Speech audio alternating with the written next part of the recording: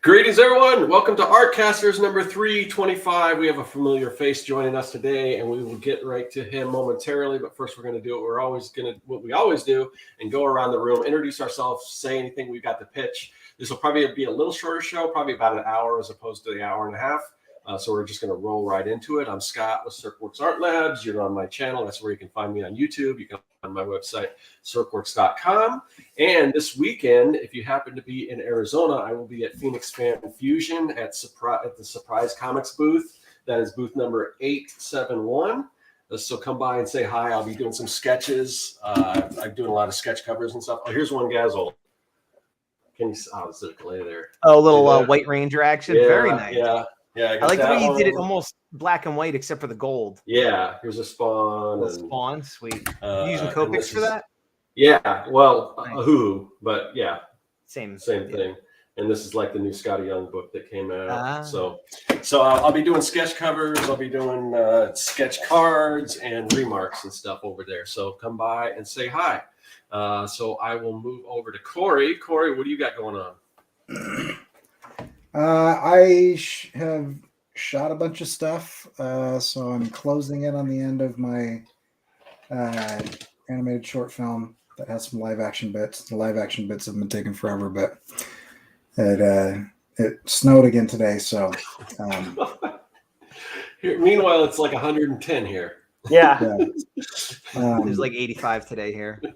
Yeah, I don't know. I keep complaining, and my mom, who lives in California, is like, I wish we could have some of that precipitation down here. I'm like, yeah. I wish you could too, because this sucks and I hate it. We should trade. Right? Yeah, we should. Anyway, yeah. So nothing to show, but I have been on a high since that last shoot because I just looked freaking amazing. Like it was awesome. like Cool. We're really getting it dialed in, and it's I'm pretty excited about it. Like it was like. The weather, we almost canceled again because of the weather, but like it turns out that like we had this like micro burst of wind while we were shooting this like crazy part of it where it was supposed to be really intense, and then it like the wind completely died, and I was picking up like the rustle of the birds chirping in the trees with my boom mic and everything during this calm part. It's cool. It's about 2 months late, but it's going to be pretty rad. So. That's all I got going on. If you want to see that stuff, go to CoreyCare.com, and I'm sure I'll say something at some point somewhere on that. Awesome. All right, Josh, what do you got going on? Well, I'm stoked, Corey. I feel the energy from you. So that's cool. Let's see. So I have an article coming out in a newspaper, I think tomorrow locally. So if you're in like the Antelope Valley, pick up the showcase section. I think there will be like an article with me in it, which is cool. And then also forward reviews. Find out what they called yesterday the book of the day, Jacob's Apartment, which comes out on the 7th. You guys need to pre-order this. I will say I noticed on Amazon it went up in the rankings, and I can't sell this enough as like a truth that like independent books are reliant on like a bunch of like individuals going to their stores and requesting that people pre-order books. And so if you want indie books like this to be on the shelves, be proactive and go to your bookstore and ask them to pre-order this book. And if you can't do that, pre-order it on Amazon or on any online retailer. It should be distributed everywhere, but it would be fun to see it go a little higher in the rankings on the, it's been fun to see the numbers go up. So I appreciate everybody's pre-ordered it. And, it's a book, doomed romance story, done in the vein of Eternal Sunshine of the Spotless Mind or Ghost World, kind of in that slice of life, coming of age story type of genre. So pick it up, and it's full color, and I'm excited about it. And that's basically my thing. Oh crap! There's one more. Scott was teasing me about my overly long pitches.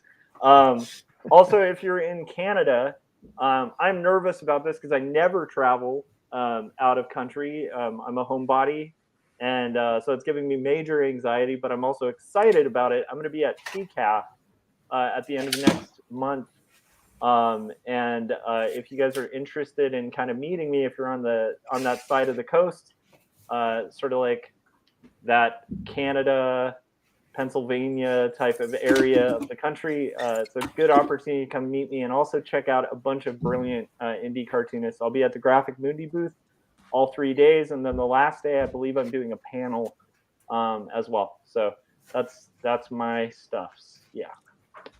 All right, and back to our old friend Gazbot. Hey Gaz, what's going on? Nothing. No. Nothing.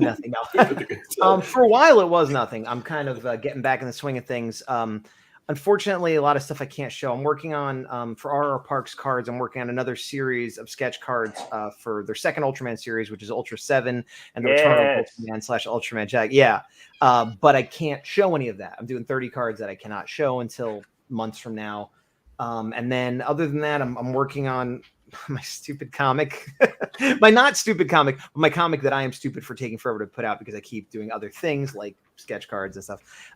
And of course, I actually have a really exciting thing, but I can't talk about. I'll talk about, we're going to be talking about our YouTube channel, so I'll talk on there. So I guess what I'm doing right now is working on a few cool things that I can't show, a few cool things I can't talk about, and then I'm not working on my comic like I should be. All right. And so what Gaz kind of alluded to, and I just want to say hi to everyone in the chat before we get started. So we've got a lot of people, a lot of conversations going on in there.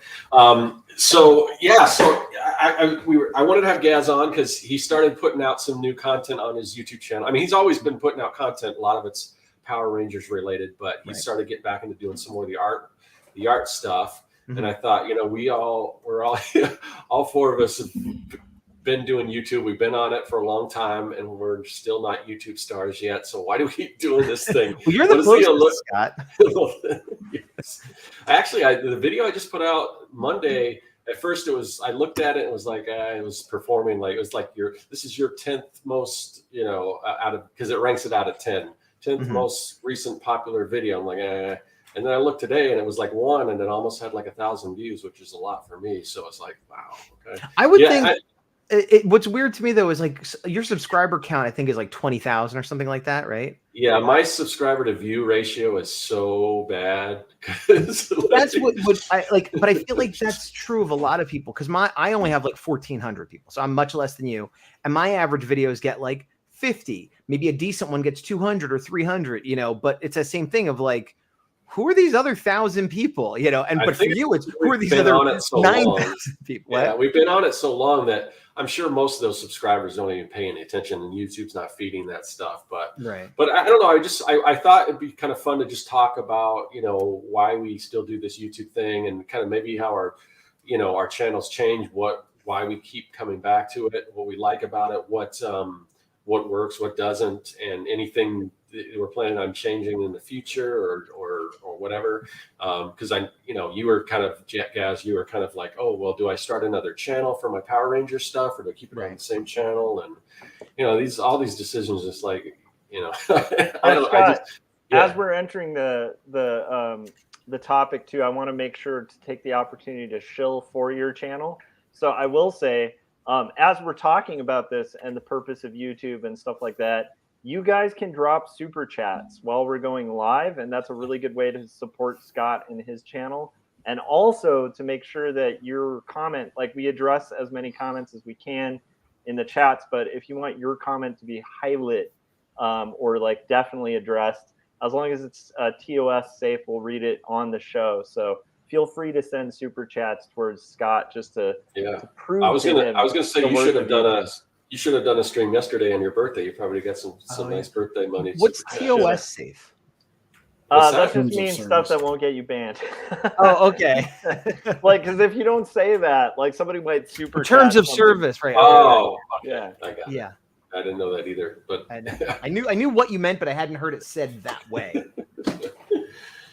All right, so I don't know, Gaz. What kind of drove you to kind of come back and start doing some more art videos on your channel? Well, there's been a lot of stuff going on in my life that I never stopped creating art, but like that really put it on the back burner, and I wasn't taking as much client work and this stuff. And I feel like what I was doing for the most part wasn't worth talking about. Little doodles or like a print that I didn't finish, or, you know, just like, you know, some client job that is not art I'm proud of, but maybe $200 or, you know, and my time has been more limited than it used to be. And so why do we keep coming back? Probably all of us get some sense of enjoyment or connection or a boost of like motivation by doing videos, but it also takes time. And not just the time that you're recording, but editing, posting, sharing, you know, there's hours of the day. And so my hours had dwindled and my art had dwindled. So I wasn't really focused on putting that content out. And the reason I was still putting out my Power Rangers content primarily is because I do it with a good friend of mine who I moved away from. So it sort of like forces me to spend an hour with my friend each week. Yeah. So that's why I was doing that show more than anything else. And I didn't have to really do anything other than watch an episode of Power Rangers. I didn't have to be like, here's all the art I did, and here, let me explain it. It was just show up and talk about Power Rangers. It's easy. And for better or worse, those episodes got way more views than my, hey, here's art I spent 20 hours on, you know, videos. So, but I have been getting a little bit of my mojo back and a little bit of time reclaimed. And I've been working on some art stuff, a lot of which I said I can't show you, but I wanted to start doing more art videos to feel a little connected, to feel like I wasn't in this hole like we all sit in as artists. And I'm skirting the, you know, trying to find the balance of using it as a motivational, positive tool without burning more time. Because I've fallen into that trap too, of spending so much time working on my YouTube stuff that I'm like, I should be drawing. And then, so since I'm putting all this new art stuff on, like it was started as an art channel and it's slowly been taken over this Power Ranger stuff. But I have followers that they might know I'm an artist, but they know me as the Power Rangers guy. And so now all this weird art stuff showing up and they might be like, what's going on? So that's why I'm trying to split the channels into two, so that my vlog art people can just watch that and my Power Rangers people can watch that. And if they want to watch both, great. But I just to avoid confusion, and I'm not getting any money off of any of them anyway. So it's not like, oh, I'm splitting the views. Who cares? You know, it's not like going to affect my career. And yeah, evident. And like, I just recently, as you guys know, put up a 4-part, it'll be 5-part tomorrow, series of what really got me going is that my mom moved to my area and she brought this big old portfolio from the 90s of random art of mine. And I'm like, I'm going to go through it on camera. And it ended up taking a long time. So I made that the series. And that was the kind of the big jump, like, hey, I'm back, everybody. I was doing art videos, you know? It was great because it was like every day I'm getting a new video. I filmed it all on like Saturday, and then I set it up to launch every day. So I'm not thinking about it, which seems great. Yeah. But I did spend hours and hours getting it ready on Saturday. So I was like, well, yeah, but it's kind of because I spent a decent part of, like, usually on Fridays I do like a video, and I really want to get back to like batch recording and like spend like a whole day and just do, you know, and I really want to do kind of change some of the content that I'm doing, because right now it just seems kind of rote, like with the art advice. It's just like I think I've said everything I could say. I'm kind of just repeating myself now, but I want to get back to doing some of the stuff, just the fun stuff that I used to do that I haven't had a chance to do. But we did get a good question. I think this would be good for all of us to answer. This is from Chase, and he says, one aspect of this topic I'm interested to know is, how do you develop comfortability with having an online presence, as in exhibiting a personality that is appealing to viewers while being authentic? So I don't, for me, if Chase, I mean, I'm sure if you go back and watch any of our first videos, you're going to see a huge, it really is just a repetition thing. I think Gaz probably from the beginning was very, you know, I feel like Gaz, the way he was, very animated, and he's just very in front of cameras too. You know, I've gotten better, but I have done improv on stage. Well, Josh, you've been in bands too. I've been in bands, so like I'm very used to, like, you know that thing of like people are deathly afraid of public speaking. That's never been me. I might not be a good show, but I'm willing to be the show. But like for me, like if you go back, like when I first started doing the making comics, the 100 days of making comics. I mean, my first video is just me against a wall, kind of like, hi, this is Scott with Circworks Art Labs, and this is my show. It's like, and you know, gradually you get better, and now I get comments like, this guy talks with his hands too much, and it's freaking me out, and stuff like that. It's like, but I'd rather do all that than just kind of like. But no, I mean, and it really is, it's whatever kind of style suits you. You don't have to be, you know, as out there and like crazy as Gaz or like close to it, or just try to, you know, or have a, you know, underground lair or whatever the heck. I mean, we all four do different content. We, you know, Josh is really like kind of making a name for himself just doing live streams, like these huge long live streams, and he's got this kind of loyal following, the people that chime in and everything. And that's important. Yeah, doing it your own way is important because some people could be really mellow, some people could be sarcastic or sincere or wacky. Whatever is going to be comfortable for you is going to work. But as comfortable as I might be in front of the camera, generally speaking, I hate live streams. Not this kind of live stream where we're chatting. Yeah. But I've tried it a few times, and I have people, oh, you should do live streams. I don't like drawing with people watching. Yeah. Which sounds weird because I've done caricatures and things like that, but that's different. Like if I'm trying to like work out the way I'm a bad artist is how I feel in my heart. And this isn't me fishing for compliments. This is how I feel. Every time I'm drawing, I feel like I'm reinventing the wheel and learning to draw a hand for the first time. And I erase and redraw 50 times. And I feel like if somebody came in near the beginning or middle of any live stream, it's going to look like I don't know how to draw. Yeah. And if I'm lucky, by the end, it'll look good, but not always. You know, I do a lot of drawings that I don't share, you know, so live streams, unless it's quick sketches, I don't like it. I don't like it at all. Yeah, I feel like if you're going to do live streams, at least for me, I just am really selective about when I'm live streaming. So quite often I'll live stream, like, because I have to work on this book all the time anyway, I'll just live stream when I'm like coloring a page or if I'm like thumbnailing. But it's like, if I'm doing really hardcore penciling, it's just like, there's no way. Like, because I'm kind of in the same boat. So I'm more selective about just what I will live stream when I live stream because, you can't, like, there's some, like, for instance, writing is another one. It'd be really hard to live stream and write a comic, you know, like, because I just end up like writing what I say, you know. So I think that's true. I also will say, you'll kind of grow into it. Like the first time I did a YouTube video, I think Scott was, you know, I think that's when Scott and I started interacting, was when I was first on YouTube. And I used to talk about just how weird it is. It takes a long time to get used to just talking to your camera. And then after a while, you do a few videos. And when you start getting comments, you start realizing, oh, I'm talking to people, like not just a camera. And so you get more comfortable, like just looking at your own phone or whatever when you're filming. But live streaming is a whole different beast where doing a solo live stream is really hard to get used to. Like interacting and having that back and forth with conversations really cool. But just, you know, carrying the thing, it's a little intimidating and nerve wracking, especially like the last live stream I did. I think I just talked about what I was doing as I was doing it. I didn't really have a lot of content. That's what I tend to do. I don't think it's that interesting. Like I'll literally be like, okay, I was using a 20-point pen. Now I'm going to move down to a 17. And I've lowered the opacity 10%. And like, that's literally what I said. But Gaz, you know, you would have died to have somebody doing that when you were trying to figure out what tools to use. And all that stuff. Absolutely. But I feel like now the market is saturated by people that can explain it better than me. So why would anybody watch me do it? You know? But I think like sometimes like as I've done it more and more, like that, you know, there will be wacky episodes where suddenly we're talking about Victorian monocled gentlemen like flying around on jet skis, you know, like with top hats on, and like that came out of somehow doing research for a Victorian book, but it's like that came out of stream.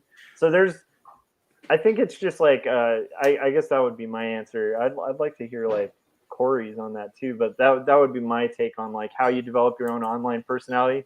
As you get more, it's kind of like how you develop your personality. When you're comfortable like with your friends, your personality comes out more, right? And like when you get comfortable with the camera or with the stream or whatever, your personality comes up more. I cannot imagine Gaz uncomfortable because you're always on point. Like when you're on camera, it's impressive. I'm not uncomfortable with. I've said this before, like in a lot of ways, like when I was young, I was miserable. You know, I didn't have friends and I was picked on and I was that kid, and art made me happy. And now my life, you know, turned around and I have friends and I have a nice family and, you know, I'm doing okay with bills and things. And like, so now like, so I am confident and happy in myself. And I'm even okay if people don't like my art, but it's just, it's a misrepresentation of art. I'm like, I don't want you to watch the 2 hours of me pooping my pants on screen. I just want you to see the nice picture of Godzilla that I finally did, behind the scenes. Like, I feel like there are artists where you watch them and you're like, this is like magic. And I'm not that artist. You know what I mean? Like, I would not want to watch myself draw. Is really what it is. I struggle with that. I struggle with that too. Like a lot of because I was filming a lot of these sketch covers, but I didn't film a lot of the penciling just because there's a lot of like, I'll do a gesture and like, I don't like that. I'll erase it. And it's like, and then it's gonna, it's this huge file on my phone because I've redid it through 2 or 3 times. So a lot of times I just film the inking and the coloring or whatever. But also like when I'm doing, when I'm doing sketches at like a convention, which will be tomorrow or this weekend or whatever. Yeah. I feel like the work isn't as good. Like the sketches I'll do at the convention aren't going to be as good as the ones I just did sitting at home. 100% with me, 100%. Because somebody's sort of waiting, and it's also the thing of like if you do it in like an hour, there's a certain expectation of how good it'll be. But if I'm bouncing around and I don't get it, and I get it like the end of the day, 12 hours later, I'm like, oh, this has to be even better, and then it's absolutely not. Well, and the thing is that people, when I give the artwork to people, like when I do those sketches, as hour sketches or whatever. Those sketch covers, they're always thrilled with it, and it's like, and half the time I don't even take a picture of it because I'm like, I'm not too crazy about it, but they're happy with it. It's just, you see the flaws in your own work and everything. It's just I think there's also I agree with everything you just said. I also think there's a big difference. If I'm at a convention and I'm doing work that I might consider subpar, and I never intentionally do subpar work, but I'm like, I have experienced that where generally people are happy. Oh, you drew my Deadpool. It looks good. You drew my Godzilla. It looks, they're not artists. You're doing better than anybody they know could possibly do. So it's good. But I feel like if you're a YouTuber, lots of other artists are going to be watching you, not just random comic fans. And so that's a different audience. You know what I mean? It's like acting in front of actors. Yeah. Yeah. That's my perception anyway. What about you, Corey? As far as content, I mean, you kind of switched around from anime. You've done so many different things on YouTube, from tutorials to animation to Yeah. So I started a YouTube channel. This is embarrassing. I think I've destroyed all of the videos, but I started a YouTube channel to teach people how to play the ukulele. And I was, because I was a marketer as like YouTube started to exist. And so I was doing a lot of that stuff for work. And then I kind of shifted over. That was about the same time that I didn't quite pull the trigger on buying Bitcoin when it was $112. And I still have the email where I almost pulled the trigger on that, so that just gives you kind of an era of when I started on YouTube. So then I decided about 9.5 years ago that I was going to get into drawing. And so I started a webcomic, and that's kind of when I got back into being like promoting my own stuff online and things. Anyway, long story short, I think when I really started getting back into YouTube consistently was when I decided to teach myself how to do animation. Sorry, I'm not laughing at you, Corey. No, it's fine. I get it. And so, that was the 100 Days of Animation. And you can watch me get very frustrated at myself not learning things for 97 of those videos.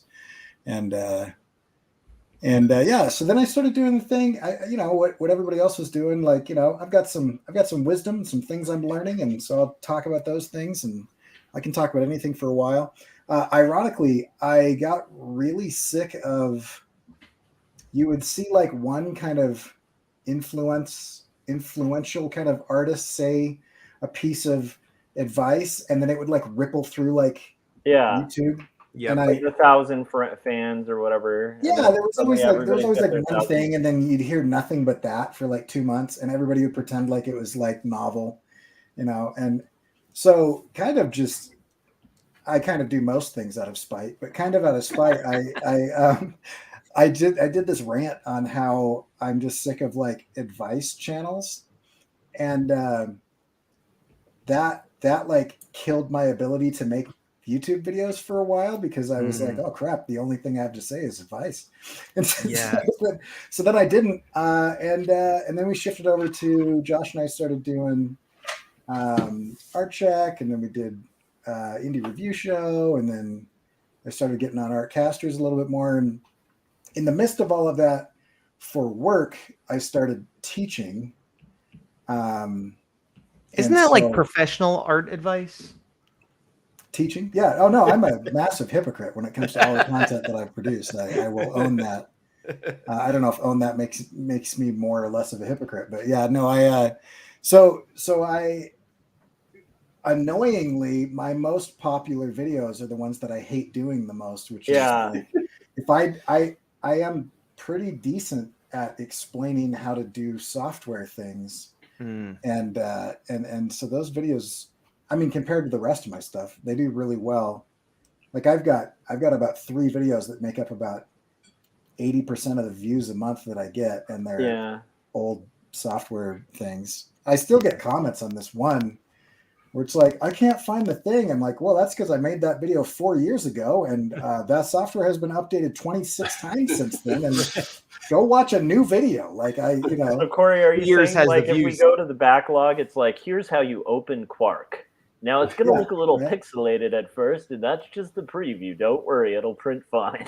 Yeah, with software stuff, I always look for the latest, whatever. I look at the years and like unless there's nothing current. I mean, I'm always looking. I am to this date maintaining thousands of views a month on the same old, like very old. Yeah, it's probably 5 or 6 years old. Like demo on like how to use a Cintiq. You know, like here's how to do like custom brushes in Photoshop and custom brushes in Illustrator. And like I researched it. I read like 3 books before I made that video. And so I went through like every single feature of those things. But I'm like, quite a bit of that stuff is no longer relevant. And the iPad Pro has come out since then. Anyway, so yeah, long story short, I don't know what I'm doing with YouTube anymore. I've had some kind of starts and stops on some things.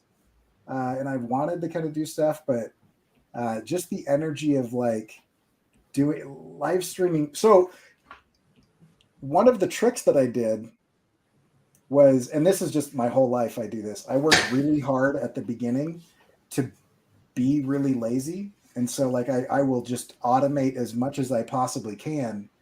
So I have a whole, I mean, you can kind of see it. I've got a whole setup here, like a command center where I just push buttons and like stuff happens, where I don't have, and I used to, I don't anymore, but I used to have it kind of set up where I could trigger animations and all this stuff. And so if ever I wanted to say anything, I probably had like a little bug that would fly onto the screen with a sign that said it or whatever. I remember you did that a lot with 48-hour Art Check too. You had like little stingers. It was like very produced. Yeah.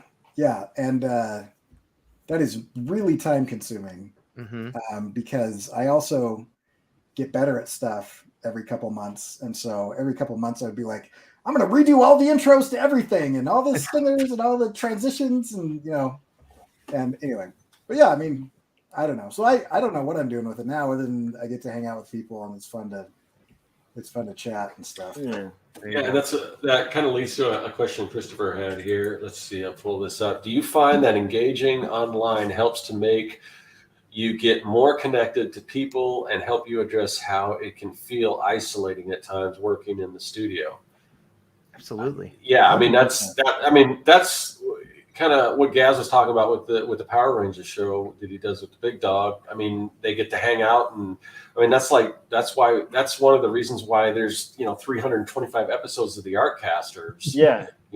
And it's gone through a few different iterations, but I mean, the group we have now, as far as I know, I mean, I don't think we don't have any plans of stopping. Just we like hanging out.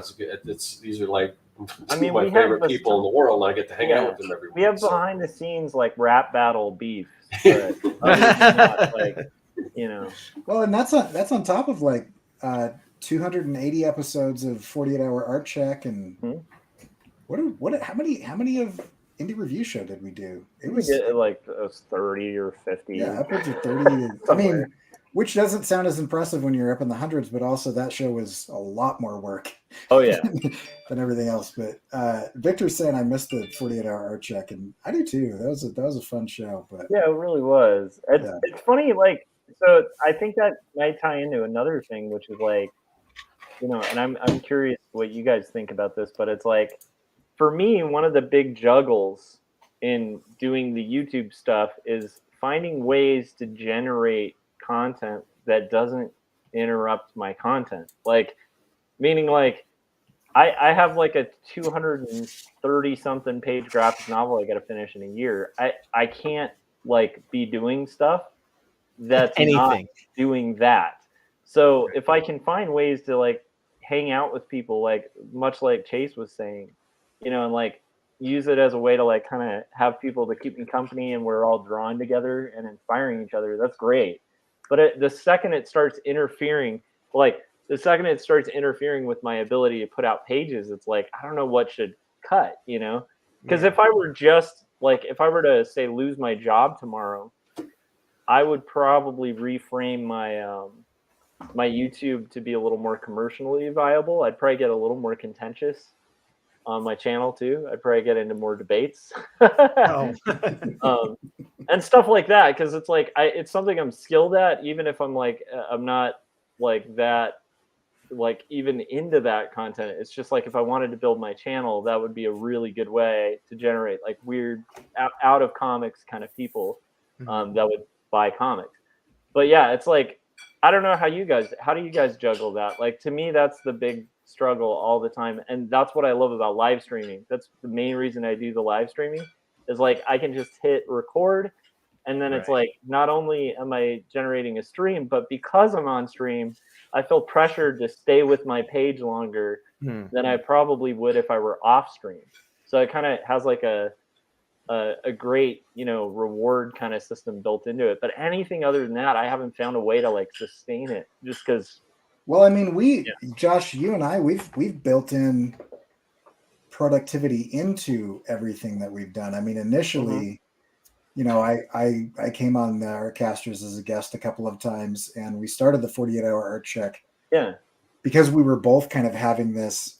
I don't know if people know this, but Josh and I are like enemies, weirdly linked in some sort of cosmic way. Yeah, we're on either the light or the dark side of the Force. You know the twins in G.I. Joe, where like one of them gets punched and the other Tomax and Zaymont. Yeah. Crimson Guard Commanders. It's like that. Extensive Enterprises was the name of their company. Go on. I always thought of us as like more of like Zartana and what was the other guy? Zartana and Xandar. Zartana, yeah. Sorry, Zartana. Corey, while you're on the subject of the 48-hour art check, can you briefly just say what that is? Because we got some questions about. So here's what happened. I'll just give like a 30-second rundown. But Josh was working on a book, and I was working on a book. And you know, if Josh gets punched in the stomach, I feel it, you know. And so like we both hit this kind of like productivity slump, and we were like, man, I had gotten into the habit of doing like these kind of like sprints and crashes where I would like burn hard for like 2 or 3 days and then like crash for like 2 or 3 days and then burn hard again. And I was like, we got to do something to kind of whatever. I had been trying all kinds of weird stuff. And we kind of both, I can't remember who did what, but we kind of both decided, let's just like check in with each other and we'll just check in live. You know, that could be kind of useful to people to see how you could keep each other accountable. And so we did that. And I mean, I like during that time, I like adopted my son and had another kid. And then, I mean, it was like years. Like I've watched Benji grow up, and I didn't meet him until like a couple months ago. You know, like it was pretty cool. And the nice thing about it was it leveled out both of our productivity to where we're spending an hour or two a day rather than like these like 18-hour crashes and then like sleeping through it. And just like we kind of had this like starts, and I think both of us we've always both been productive, but both of us got into like a more healthy productivity routine. Yeah, because it created this subconscious, like, I've got to have something to show by like the art check, because if I come in empty-handed, then Corey's gonna look all awesome. And like the thing is, neither of us would ever give each other a hard time when we didn't deliver, because we're just like the type of people who like, that's enough of a hard time, is just showing up empty-handed, like, you know. Right. So I feel I agree with you, Corey. That like built like a really good habit in, but it's a, so I don't know how you I mean, like Scott, you do really produced videos, and yet you have a really high output of art and stuff. How do you balance it without the videos kind of overtaking it, or are the videos at this point kind of like the sustainable thing? Yeah, I'm just curious. Yeah, I your mean, videos all seem really custom and very produced and just slickly edited, and yeah. I don't know. I mean, lately it feels like I'm just kind of going through motions. Like sometimes, like because usually I record a video on a Friday, and except for this week because tomorrow I'm going to be signing and doing all that stuff. But I, you know, like, oh, what am I going to talk about? And I'll come up with an idea. And lately I've just, sometimes I'll write like a rough outline just so I kind of know what I'm going to talk about. Just points to hit. And then I just set up the, you know, I haven't really done any B-roll or anything. I switched over to like doing 4K so I could at least zoom in and out so it can have some kind of cuts and things like that. You do the zooms in post, though, you're talking about. Yeah, that's all in post. Yeah. But really, my goal is to get the studio finished. And then I want to talk to Corey and try to get a similar live stream set up, because I want to do some more live stream. But I really want to start going back doing, you know, content like the one I did on the wax packs, where I showed how to make wax packs, and to, you know, just some more fun stuff. And I may even go, because I've been doing like a video every week, but I'm thinking I might do like a video every other week, but make it even more polished. Because I've watched a lot of, for a while I was really against watching like any like larger YouTubers, because I just felt like, you know, that was so out of my league, and that, you know, these, you know, kind of the whole popularity thing. But you know, they're these big YouTubers for a reason, you know, and some of them, a lot of them, like the bigger ones, like a Mark Rober or something, which I'm not aspiring to be that, or like a Mr. Beast or something. They don't put out video. I mean, usually they put out maybe sometimes a video a month at the most, or, you know, not that I'm going to do that, but I was thinking maybe split it to where, you know, maybe I'll do a live stream once I get the studio set up and everything, and then I'll do more of a little more produced video. So I don't know. Like I said, I think I like doing the art advice videos, but lately it just seems like I'm kind of repeating a lot of the same stuff. So, you know, plus we talk about a lot of that stuff in the Artcasters too. So I don't know, but one thing to kind of answer that question is I've got way faster at editing. You know, it's just like before. I remember it took me forever to edit. Now I'm just a little quicker at it. So that comes with time. And it's so weird to think back, because I remember my brother used to edit videos like family movies and stuff, and he would, you know, he'd show them at get-togethers and stuff. I'm like, wow, you really did a good job with that. And back then I had never edited anything. And just doing YouTube, you know, I've picked up this whole skill of being able to edit stuff. And that's kind of a valuable skill, because it's something you can take and do other things with. So I don't know, maybe I'm rambling, but I think it's just more, you know, repetition and getting better. The more you do stuff, the better you get, the faster you get. What you're saying makes sense. I actually really like editing, weirdly, even though I haven't been doing it a lot. I took, when I was in art school, like, not that they had a minor, but if I had a minor, it would have been film. And I took like editing classes, and I'm old, but I'm not old enough that it made sense that in the editing classes, we were editing film on, what do you call it, Steinbeck, where you actually like cut it with like razors and like ridiculous. Like, I don't know why we were doing that, but I also did digital editing and stuff. But like, I love the process of getting a bunch of raw footage and editing it together. And when I did my more vlog, and a lot of people like that, when I would like shoot footage throughout my day, every day for a week or so. Yeah. And then even if I didn't have a lot of cool art to show, I'd be like, well, here I was at the park and I saw this alligator, and, you know, And I had a lot of fun putting those together. And I think I'm decent at it. But no matter how quick I became and how fluid, it would still be, an hour of editing on top of everything else, at least, for like a 20-minute, 30-minute video.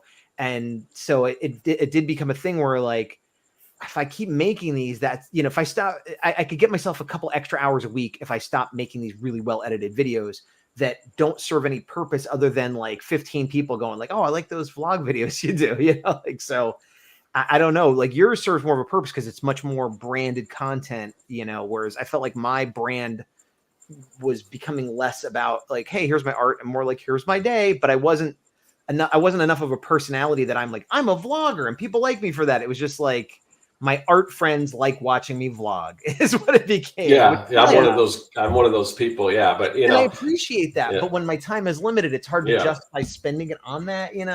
Yeah, it's a hard thing. However, that being said, like your latest videos seemed like there was some editing in there. Not a ton, but like there were a couple cuts that helped the flow, and like it was super cool and relatable. Like, and I have to say, like, even the manila envelope thing that you had to make in art class in high school, it just instantly sent me back because I have 4 of those in my garage that we had to decorate. Yeah. Like we had to custom decorate our own and build our own the same way. And I was just like, I had this vision of like in some other dimension, Gaz and I would have been at the same high school in the corner talking crap about like the jocks or whatever, and like and drawing like whatever, man. I'm drawing comic books. Oh yeah, and, I drew. I was a terrible student. I got in trouble for drawing class all the time. I failed gym my freshman year because I wouldn't get changed and I would just sit and either read or draw. And I didn't realize that would be a problem until my sophomore year when I had to take gym twice. Yeah, I mean, I watching those videos. It's like I was impressed that you learned, that you're supposed to, not that it's the only way to do it, but typically when you do comic pages, you work at like 11 by 17 and it's reduced down and stuff. Because I remember in high school, I was the one thing I was doing was I was using Zipatone, but I remember cutting it, drawing on regular like copy paper, putting Zipatone on and trying to cut it with an X-Acto knife so it's thin enough so it wouldn't go through that thin piece of copy paper. But it was on just a regular 8.5 by 11 sheet, and it wasn't until later when I went to this, I discovered this comic book art gallery, and I went there and I saw the actual pages. I'm like, oh wow, you draw it bigger, and I love that. I used to do photocopied zines. That one that actually almost got me suspended from school. but they were usually really snarky little like photocopied zines that I do at scale. And then this is going to date how old I am. Like I didn't actually have a computer at my house, but my sister had like an old typewriter.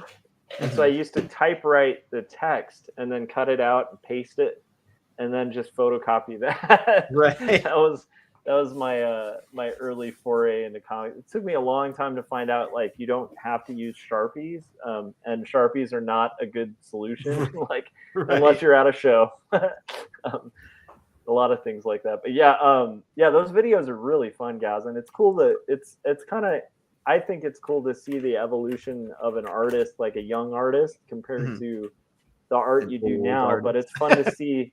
It's fun to see like the young Gaz kind of like working with things, creating characters, like kind of having those moments that I totally had too, where you're like, I can draw a face here, so I'll do the face, and then never mind. Face. And thinking you're creative when you create something that's exactly like the thing you just saw that day, but it's a little different. I'm so smart. I think that's like just Spawn, but he's from Purgatory. That's it. Yeah. We should do a video. I don't know about you and Corey. If you have, Corey kind of started drawing later in life, I think, but I drew a little here and there. Do you have like comic stuff from your kid? Stopped and then came back, right? I mean, I as a kid I drew a little bit. never Do consistent. you have But any of that stuff? Yeah, actually, my parents just dropped off all of the boxes of crap that I left in their house, Oh, and cool. there's one of What them about that you, has Josh? some stuff in it. So, What about you, Josh? Sorry, I totally missed it. I was reading. Do you have the like chat old about the comics strange- that you drew as a kid? Do you have old comics that you drew as a kid? Oh, dude, I do. I'd have to dig them up in the garage, but I have ones dating back to like 4th grade that a lot of them were drawn on like lined paper and stapled together, including the ones I mentioned in 2 stories. So I had a character named the Shadow, not realizing there was a shadow. Yeah, I had a character called Phoenix, not realizing there was nice. My shadow. I think I knew there was a shadow, Phoenix, though. but I thought she was dead, and back then I guess I didn't realize that no one ever dies in comics. So I'm like, oh, that character's dead. I'll make another character. I found a laptop. I have it right in the other room. I'll go get it. I found a laptop where I was doing digital art in 1993. Oh, you showed a little bit of that, Corey. Yeah. I don't know if that was during a stream or during an Artcasters, but that was. I might have just sent it on the thing, but it is it's special. It also wasn't too bad. Like that, at least that spider was pretty badass. Is all I'm saying. Yeah, you know. The reason why I was asking, because I mean, I think it would really be educational if say we got all 4 of us and we start going through our stuff and just kind of compare it, because I think you're going to see so many of the same things. Like, a lot of that's why what Gaz was showing me resonated so much, because it's all the half drawn stuff and you've got an idea or just the total, the kind of the really derivative stuff and but I think most comic artists kind of go, at least I would assume, like sort of I know that we're not exactly the same age, but I mean, I think there's a lot of similarities there. I think that happens today still, regardless of age. Because I think go ahead. I was gonna say I think the only comic book I ever drew was actually a comic book about the Federal Reserve and inflation. I just remembered. I think I did one of those for like an economics class. Well, that's topical. I didn't want to write a report. You just reminded me that I did a 4-page comic when I was in college for some. I don't remember the class, some religion class, which I don't know why I was taking that, but it was a comic of Lot and his daughters from the Bible. And it was a thing where I was supposed to write a report, and I'm like, how about I do a comic? And he's like, all right. So I did a 4-page comic about that to get my grade, so I didn't have to write the paper. I love it. I mean, that's a good hack, man. If you can, get out of writing a paper by drawing something or animating something. Yeah. And if you use watercolor and use the salt technique for the Lot's daughters, that's ideal. I wasn't bringing my A game to this. It was just because this goes back to what we were saying. Just people who couldn't draw or make comics. My below average work, even at that time, was like, this is great. I'm like, yep, that was definitely my best for sure. As a teacher, I can tell you that I bet they were really excited that they didn't have to read something else that a student wrote. Yes, and they weren't an art teacher either, so they were just read. Yeah, right. Yeah. So, does everyone here have a drawing of a barbarian holding a severed head? I definitely had that. Yeah, it was the severed head of my history teacher, and he found it, but he had a good sense of humor about it. I remember, because I was in junior high during the peak of the image boom, and the thing that appeals to I think a lot of junior high boys, at least at the time, about that was it's like Spider-Man, but he kills the guy with ice cream scoops at the end. It's awesome. It's dark and violent and bloody, right? And so it seemed attainable too to me. Yeah.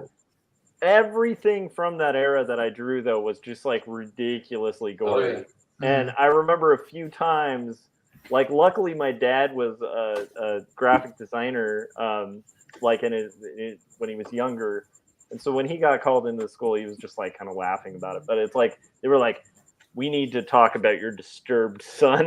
They showed all these pictures. We're a little concerned. And my dad's just I don't know. He's doing art. So that's kind of what they do. Artists draw weird stuff, That's just, anyhow. That's funny. Did you guys get a lot of like encouragement from family member and like I did, yeah. teachers? And I I think mostly just the art teachers encouraged me. The rest of them were like, stop drawing on the back of all your papers. You're not going to get anywhere doing this. I got people who were looking back, probably excited about what they saw as some talent, and then did the wrong thing by like giving really harsh critiques, which just totally killed. Wow. Yeah, and so that's why I kind of just stopped. I was like, it's all that toxic perfectionism. If I'm not like immediately the best at this that anybody has ever been, then I'm not going to do it. And so that's kind of how I approached life for the first 30 years of it. Yeah, that makes sense. I generally was encouraged, and not in a specific way, but just everyone's like, great art, do what you want, you're good at it, just like, that kind of thing. But I relate to what Corey was saying. My father, who was encouraging of like, yeah, do what you want, be an artist, whatever. He had been a bit of an artist in his youth, and he never really did anything with it, but he was always kind of that creative guy that like, oh, well, I had to build this box, so I'll paint a flower on it. And like, he kind of kept that toe in it.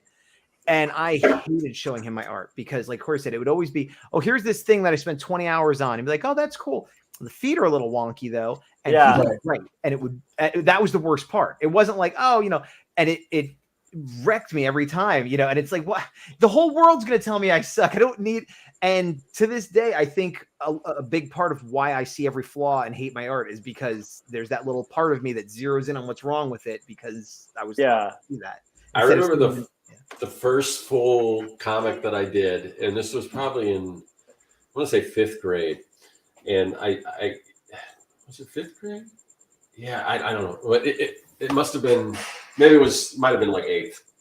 But anyway, so later I got this, there was this comic store that opened up by me, and the owner hired me to paint a window, all these different characters on there. So I did that. And so I brought this comic book in and showed it to the comic store owner. And it was a sci-fi novel or sci-fi comic. And he went through and poked holes in all the scientific stuff in it. And like, yeah, well, this could never happen because of this. And it was just like, oh my God, I just wasted all my time. How old were you at the time?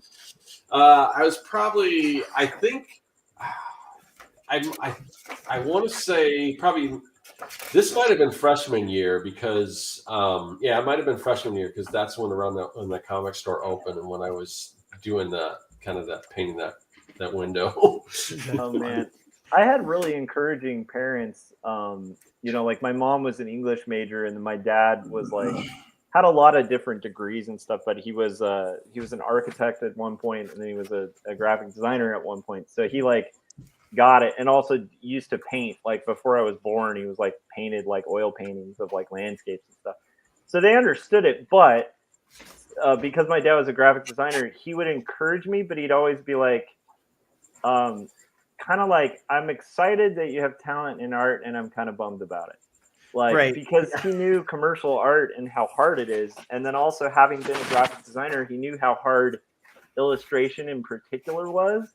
And so the fact that I was there and he's like a guy who had hired illustrators and seen how hard it is on the other end, he's like, yeah, that's really good. But yeah, however, my mom was like impossibly unable to interpret art in general. Like my mom is a brilliant person when it comes to like reading books, but she like, I've seen her at like an art museum, look at like a brilliant painting and be like, what is that? And it's like a brilliantly painted hand. And you're like, it's a hand. And she's like, oh, like, anyhow.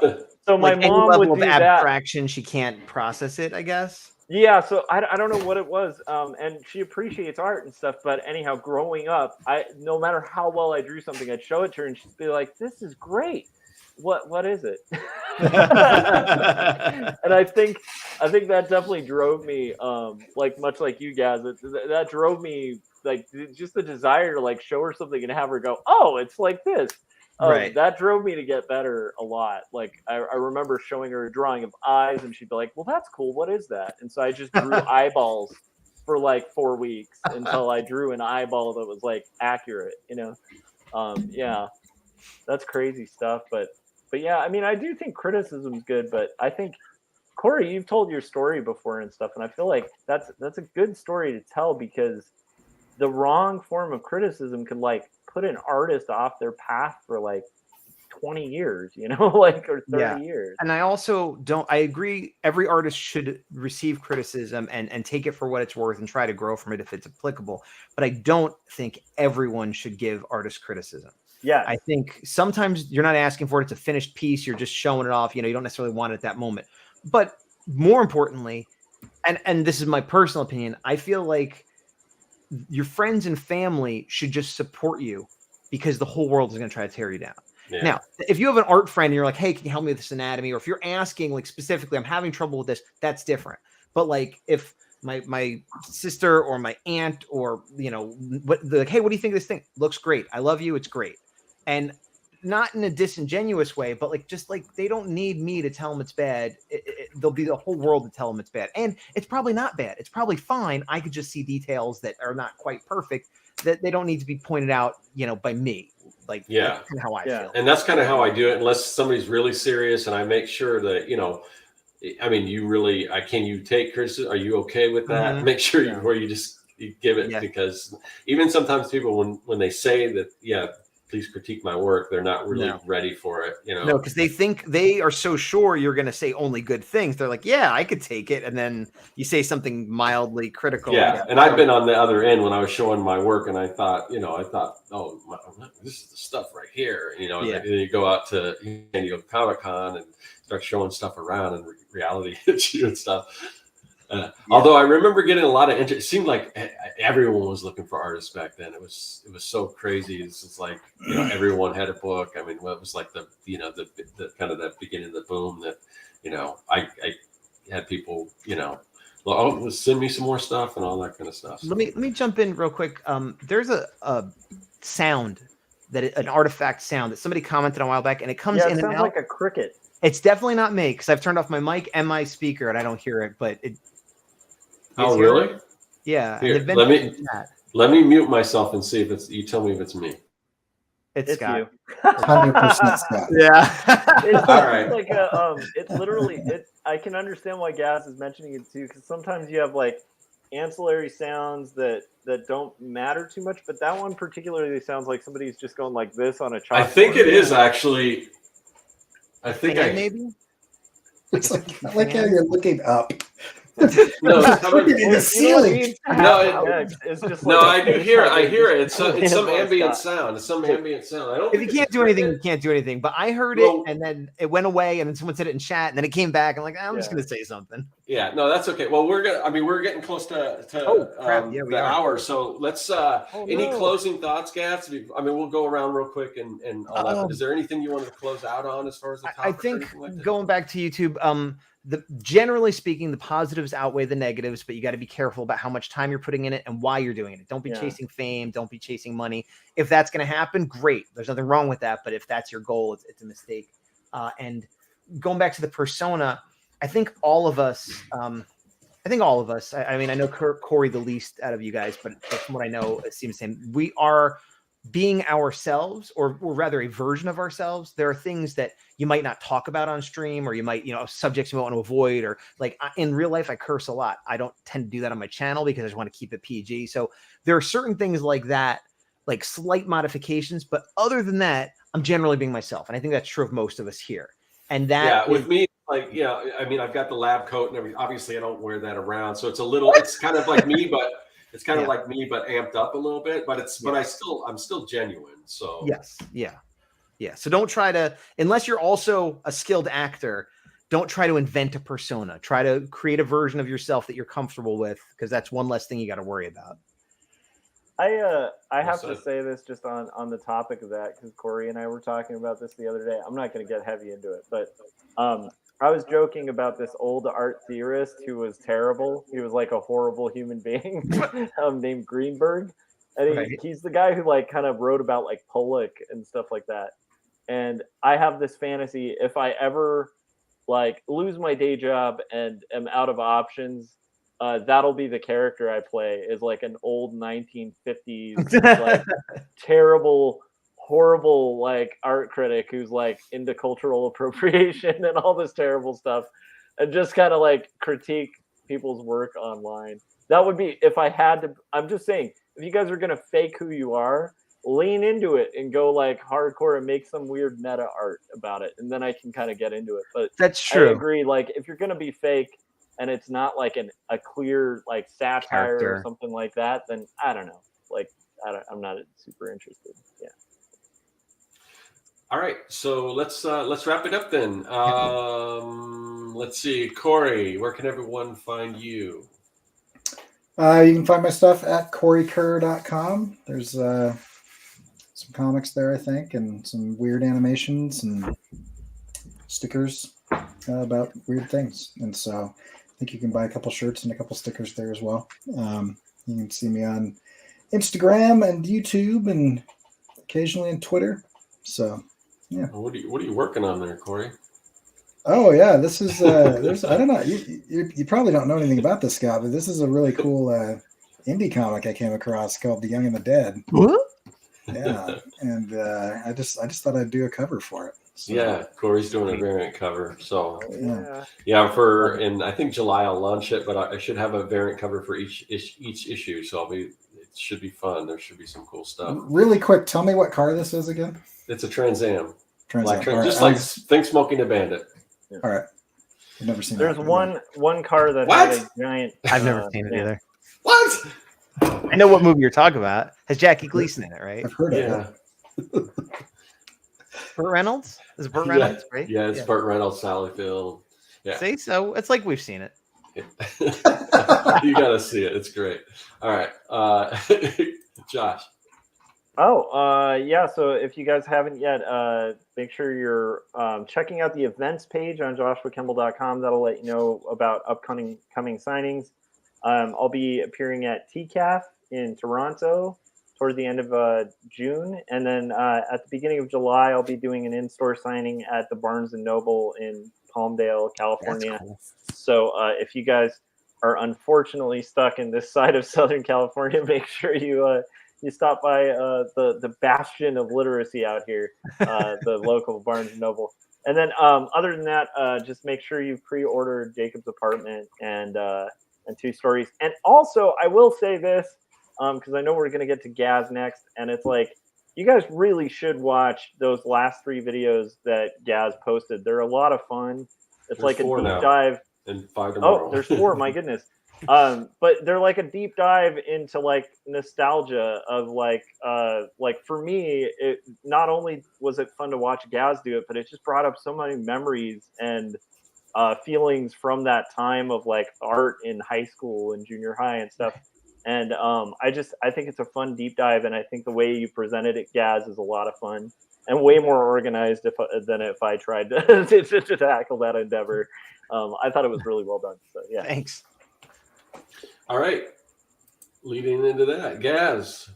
Yeah, I don't know how organized they are, but I do on my channel, which is Gazbot. I'm Gazbot all over the internet. If you put in Gazbot, you will find me Instagram, YouTube, whatever, Twitter. And yeah, the latest 5 videos are me going through those. I'm going to be probably putting up another art vlog kind of explaining where I am and what's going on. And then you could check out RR Parks Cards. Ultraman Series 2 will be, the Kickstarter will be starting soon. I'll have work in there. I have work in the one that's currently out as well. Actually, you know what? I have a bunch of promo cards that I got because they select some of them, and I eventually need to put these up on my store. But I have all this Jiros, who basically is Godzilla with a frill around him. Oh, cool. I will eventually be putting these up on my store. I just haven't got around to it yet. So are those printed then? Yeah, those are printed. Yeah. So Okay. I'm doing sketch cards. Okay. But a limited number in the first set were chosen to be promo cards, which they would give out in magazines or at shows or for whatever reason. And they print up, I don't know, 1,000 of them, however many they print up, and then they sent me like 50. So because I happen to be chosen for that. So now I have these that I could give away or sell or do whatever I want with, so I'll put them up in my store. I don't know if I'll have that in the second series. It's kind of like, whatever the editor decides pieces get chosen. But yeah, I'm going to be putting up more art videos on my Gazbot. If you want to see the Power Ranger stuff, right now it's still on Gazbot, but it'll be on a channel called Action Activate is where it's going to be migrating to. And other than that, I might be at Power Morphicon selling art, but I'm not sure. It's a maybe. Cool. Awesome. Well, I will be at Phoenix Fan Fusion this weekend. Starts tomorrow through Sunday. I won't have my own booth, but I'll be at the Surprise Comics booth. That's my local comic book store. I'll be there signing with some other artists. It's booth 871, and I'll be doing sketches and stuff like that. Sketch covers, sketch cards, all that stuff. So come by if you happen to be there. Come by and see me. Yes, so let's see. Also, we do this show every single week. It rotates from my channel to Josh's channel, Corey's channel. We got a different guest every week.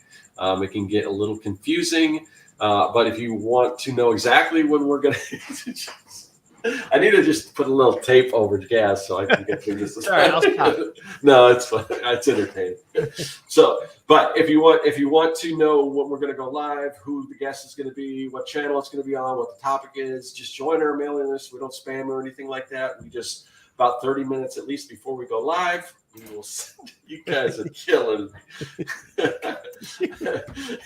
We just sent out an email newsletter with the link and everything. So there's a link in the description to that, as well as all our social media links or our YouTube links. You can usually email it. All right. And a tick. All right.